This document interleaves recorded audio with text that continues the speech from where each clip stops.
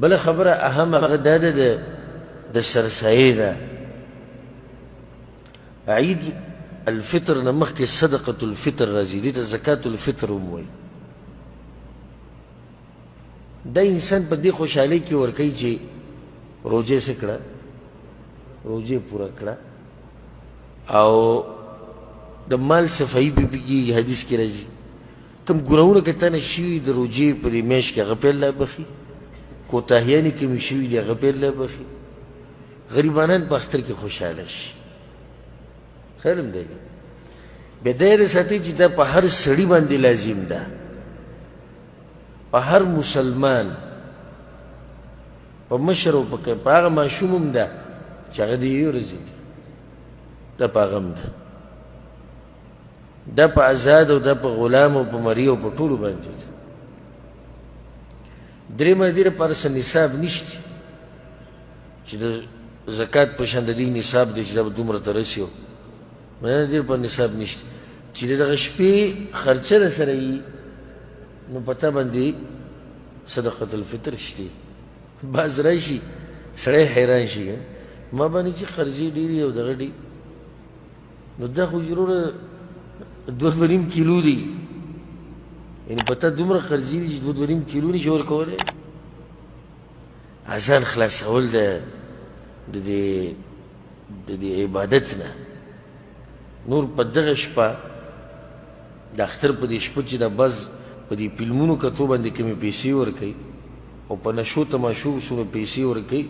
په هغې باندې دومره زکات د فطر ویسته کېږي چې ته پوس یې مه کوه. هېڅ ده که نه ده؟ خو چې کله خبره ده الله د دین راشي اوس دی بانې لټوي، کله ویدیسي او کله ویدیسي. ها د یو سړي سره څه نشتي، خرچه مرچه ورسره نشتي، بده نشتي. بله مسله دا صدقة الفطر دا به نقدا نه وباسي، دا په نقدو کې نه وځي. ګورئ دا د امام شافعي، امام مالک، امام احمد بن حنبل او څومره د حدیثونو علماو چې علما چې دي محدثین دغه ټولو اجماع ده په دې خبره باندې چې دا به لازم خوراک ورکړي. خو بعض علماو دا خبره کړې د نقدو ده، هم بې دلیله خبره کړې ده، کمزوري. څه دلیل دی په دې باندې چې دا به خوراک ورکړي؟ حدیث عبدالله بن عمر او ډېرو کتابونو د حدیث راغستی دی چې پیغمبر صلی الله علیه وسلم موږ ته دا ویلي دي چې تاسو به صدقة الفطر 1 صاع ورکوئ. 1 صاع تقریبا 2.5 کیلو خوشه جوړي. بیا په دې کې لږ اختلاف راځي، لکه 1 صاع 4 چونګې دي، 4 لپې ورته ووایه. بیا د 4 لپې د هر شي یو شان خو نه دي، لکه اوس د وریجې ته راوالې 4 لپې او واچې تلې ته، د دې جدا وزن راځي. او 4 لپې که ته وسکي راوالې او هغه واچې تلې ته نو وزن به زیات راځي یا به کم راځي. یا دغه شان جوار راوالې، غنم راوالې، بل څه دغه ملک خوراک هغه راوالې، نو ټول وزن یو شان نشي راتلی، ځکه صاع ویلی شوی دی. او صاع 4 لپې چې ښه معتدل انسان وي. اوس ته دې سړي لاسونه چې د بیلچه لاسونه وي نو هغه قصه به ډېره غټېږي، او یا داسې واړه واړه لاسونه وي نو هغه هم بیا قصه نه برابرېږي. منځني انسان دا خوراک وباسي. بل پیغمبر صلی الله علیه وسلم دغه شان حدیث کې دا دي، ګوره حدیث کې الفاظ دي چې صاعا من الطعام، الطعام ټکی دی ورسره. بس څوک دا اعتراض کولی چې حدیث کې خو ښوولي دي چې دا به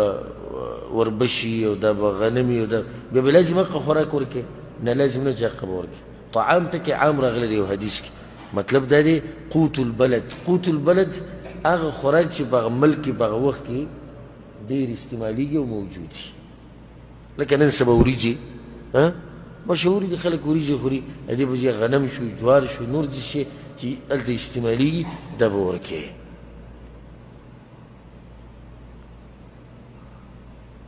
د دې بعضو سره دا اعتراض دی او شبهه ده، وایي په دې خو په دې غریب نه مالداره کېږي او په پیسو باندې مالداره کېږي. نه په پیسو کله مالداره کېږي. زه به درته د دې یو ناشنا جواب درکړم تاسو به اول پرې راوړئ درته زه یقیني یم تاسو به اول پرې راوړئ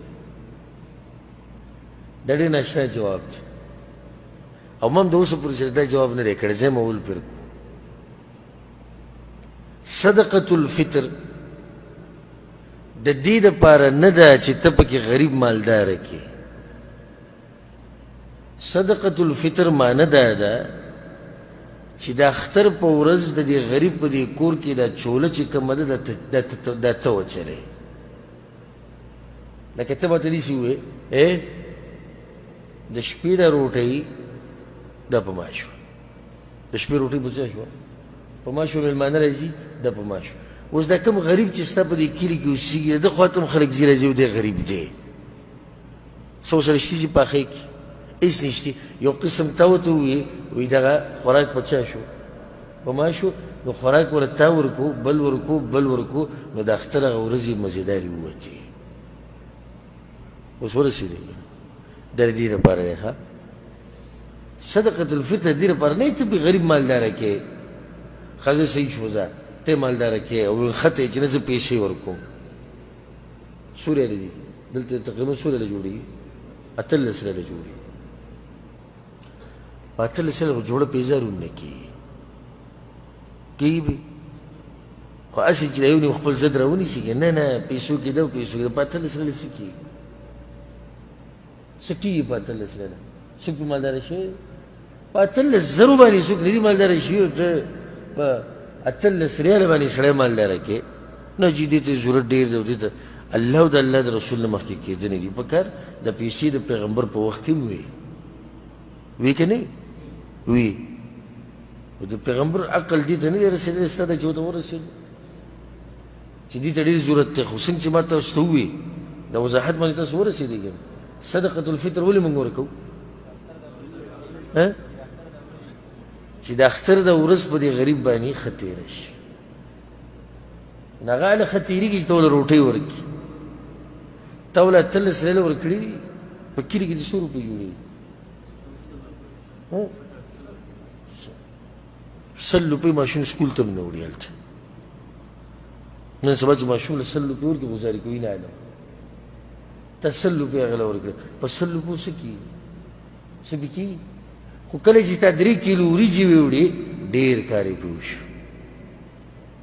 ډېر کار یې پې وشو سهار له به یې پخېږي ماسپښین له مېلمانه راځي هغو مخې ته به یې کېږي د شپې به ځان له وخوري یو څو ورځې خو به له چوله روانې شي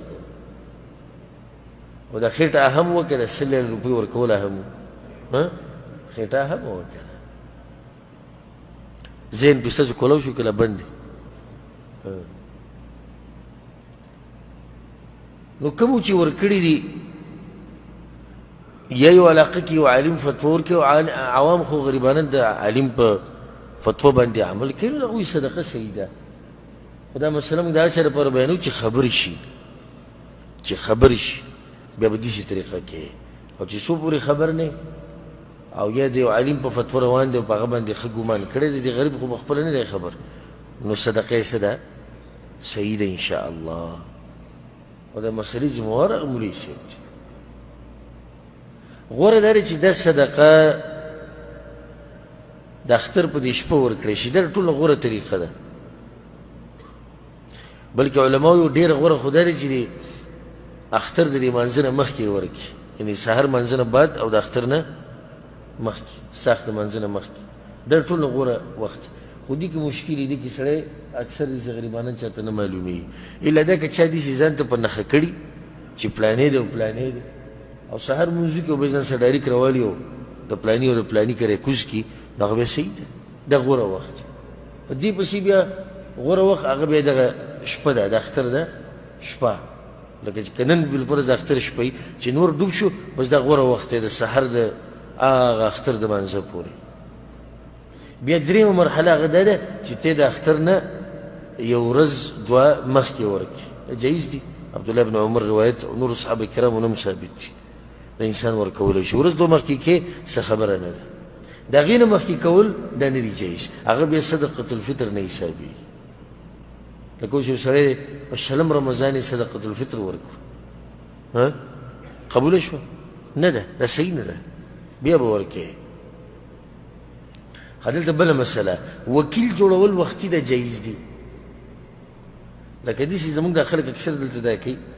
چې پیسې مثال کې به په 10 رمضان ولیږي، په 10 ولیږي، په دې بجې خوراک والی ور به یې کوي. پیسې لیږل جایز دي. تا یو کس وکیل کو، هغه دې خپل زوی وکیل کو، که ورور دې وکیل کړی او که ملګری، خو دغه وکیل به یې که ډېر وختي وباسي، د اختر نه یو ورځ به مخکې دي وباسي، خو د هغې نه مخکې نه شي ویستی. دا چې دې ځای نه ولیږل نو په دې دې نه لیږلي چې اوس به صدقة الفطر وباسي، په دې دې ولیږل چې دا واله او چې کله وخت راغی نو بیا یې وباسه. نو دا څه دي؟ دا جایز دي. والعلم عند الله.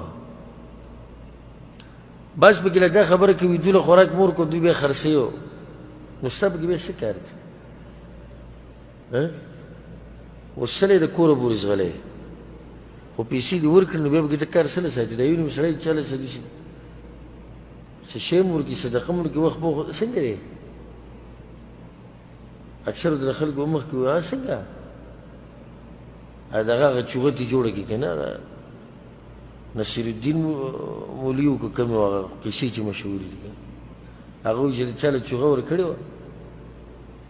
نو بیا هغه سړی په مجلس کې ولیدو که نه، یا چا وله چوغه ورکړې وه یو په مجلس کې ولیدو، ورته ډېر خوند به پورې کوي. د هغه دی که نه، هغه ما چې در کړې وه. هغه ریو په شرمونو وشو چې راووتو، یې چوغه دې والوي د خولې دې څه پرته واخلي اشتیا رزقي لېږي. هغه ورته وایي زه بس خبره د شي د بیده کوم، سر خطا کېږي. بیا چې د بل ځای کې څه پروګرام و، بیا دوی ور مخامخ شوي دي. او سمه ګڼه مولانا صاحب ماشاءالله، زه نه یم چې دا هغه ده، هغه ما چې در کړې وه. هغه چې بیا راووتو مجلس ته، ویې ویل چوغه دې والد شرمول کې هغه ته چې بس زه خطا شوی یم، انسان ته د خولې نه الفاظ وځي. چې د بل درېیم پر لوی بیا څه ځای کې میلاو شوي دي، هغه چوغه هغه اچولې وه چې دې چې ورته کتلي دي، هغه ورته هم بد بد کتلي چې بیا څه ونه وې. بلکل نه یم چې هغه دغه ما چې در کړې ده، اوس مې بلکل توبه کړې ده. هغه شعر اخیستی مخې ته وځي، الله دې غرق کړه. چوغه داسې چوغه نه وه، موږ دې په شرمونو وشرمول. نو یو نیم سړی که درسره ښه وکړي، بیا به دې پیټي کړي په خو باندې که نه څنګه مزه یې وکړه. او داسې تا چې یو سړي له صدقه ورکړه، دا جمع شوه د الله سره، جمع شوه د چا سره؟ د الله سره. بس اوس خبره پرېږده. او الله سره چې دې څه جمع کړو او هغه د آخرت بینک ته دې ور واچول که نه، بیا داسې رب سره دې کېښودو چې الله څه وایي؟ وما تقدموا لأنفسكم من خير تجدوه عند الله. تاسو کې چې یو سړی څه خیر لیږي مخې ته، یعنې قیامت دپاره څه کوي، دا هر څه به وایي تاسو د الله سره ومومئ په آخرت کې، دا هر څه به هلته وي. ګوره حدیث کې درځي، پیغمبر صلی الله علیه وسلم وایي ما د خپلو امتیانو دا تلې کتې، نو په بعض نیم تله کې مې هغه لشه بلکل هغه لرګي، هغه معمولي چې په نظر نه راځي، او یو قسمه لشتې جوړه شي، ستنتې جوړه شي، هغه په کې هم پرته وه چې د چا راغستې د جومات نه بهر غذار کړی، هغه هم په تله کې پرته وه، الله ول اجر پې ورکوي. داسې تله نه بیا د الله سره ته چې څه وکړې، څه چې دې وکړو، دا د رب العالمین سره دي. موږ سره بخاري په دوره کې یو حدیث تېر شو، څه ته یاد دی؟ ډېر ناشنا روایت چې یو سړی صدقه وکړي، الله یې چې بخۍ لاس قبوله کړي، بیا څه کوي؟ بیا ول الله ساتي ساتي، لکه څنګه چې تاسو څه ساتئ، څنګه چې تاسو د اس بچی ساتئ، دا ول الله ډېرې ډېرې د غرونو په شان شي. وایي دی چې د قیامت په ورځ راشي، وایي چې یالله دا خو ما نه دي کړي، وایي دا هغه ده که نه، هغه تا چې هغه معمولي نیمه کجوره دې ورکړې وه، یا د کجورې دانې دې ورکړه، د کجورې د دانې نه خبره دومره روانه شو. د بعض مسلې وي د څه شي؟ صدقة الفطر. صدقة الفطر په خپلو خپلوانو کول ډېره غوره د دې نه چې ته په پردو کې خپل خپلوان چې کوم ستا دي خوا او شا کې او هغه ته پېژنې چې غریبانان دي دا مخکې دي د نورو نه دا مخکې دي د هغو نه چې هغه غریبانان دي او هغه پردي دي ځکه چې دوی حق په تا باندې ډېر دی د اسلام حق دی او بیا د خپلولۍ حق دی دوه حق دي او دغه نورو حق د څه دی د اسلام حق دی نو د دوی د حق زورور دی ته خوا او شا کې چې کوم خپلوان ستا په نظر کې غریبانان یې هغوی له ورکولی شي او صحیح خبره دا ده چې ملک ته هم لیږلی شي چې هلته غریبانان ډېر دي غربت ډېر دی او بل یقیني غریبانان دي او دلته داسې چې یو خو غربت دومره ډېر نه دی الحمدلله او دویمه دا چې زموږ د خلکو د اکثر دا غریبانان او دا خلک معلوم نه دي دلته